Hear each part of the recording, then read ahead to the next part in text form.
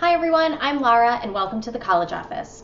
So as you're getting ready to take the SAT or the ACT, or you've taken one test and now you're thinking about whether or not you should take the other test just to see how you do, I want to tell you a little bit about both tests and give you my recommendation.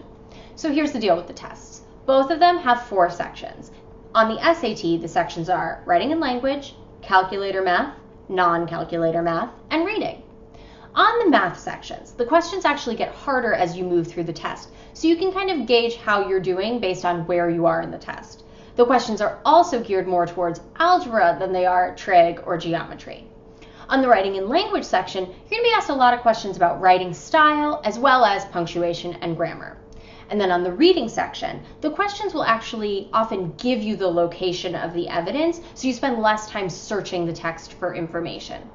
Overall, you also get a little bit more time per question on the SAT than you do on the ACT.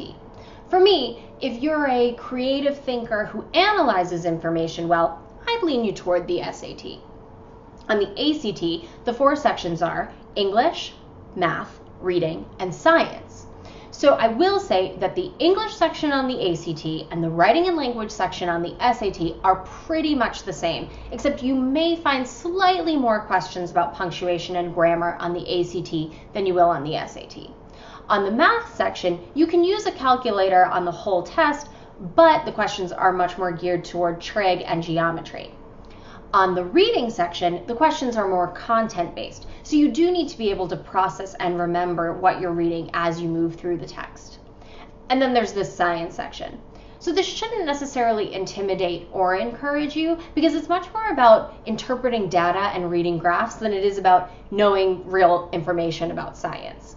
For me, if you're someone who works quickly, who processes information well, I'd lean you toward the ACT. And then on both tests, there's this optional essay. On the ACT, the essay will give you 3 perspectives on an issue. You'll discuss them, and then you'll formulate your own opinion. On the SAT, you read a text and analyze it.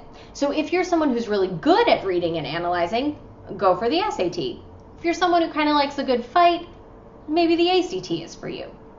Here's the thing. Ultimately, though, it doesn't matter which test you take as long as you commit to it. As with all of this college stuff, there's no right or wrong answer.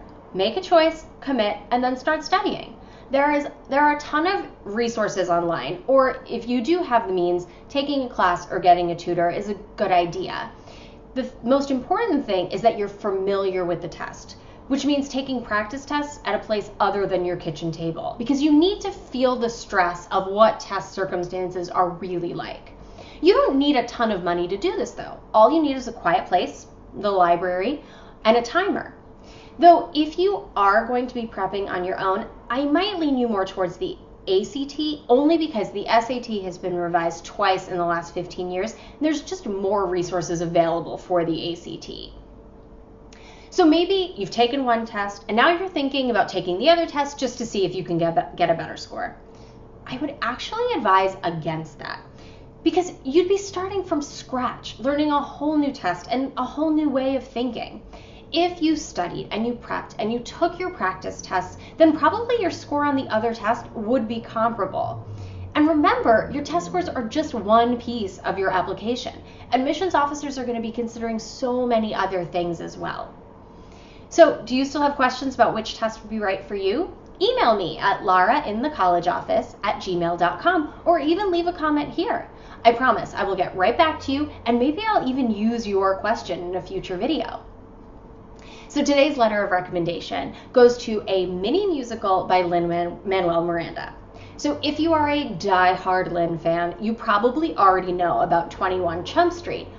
But if you're more of like a casual fan who only knows all the words to Hamilton, you might not know that Lin wrote this mini musical in 2014 based on an NPR story. So it's about a cop who goes undercover at a high school to catch kids dealing drugs. Lin narrates, and then Lindsay Mendez, who I love, plays the cop, and Anthony Ramos plays her target. Even though the thing is only 17 minutes long from start to finish, when you listen to it for hours at a time, it actually feels like a full cast album. So the last thing is, I wanted to make a note about something that I said in my last video about the easiest part of your application, and it's about guidance counselors. Guidance counselors are superheroes. They do a ton of work for a ton of students, so it's really important that you're respectful of their time. Yes, they need to know who you are, but you want to be a positive presence in their life, not an annoyance. Just be respectful of the fact that they may not be able to give you as much time and as many meetings as maybe you would like. That's all for now. Thanks for visiting me, Lara, in the college office.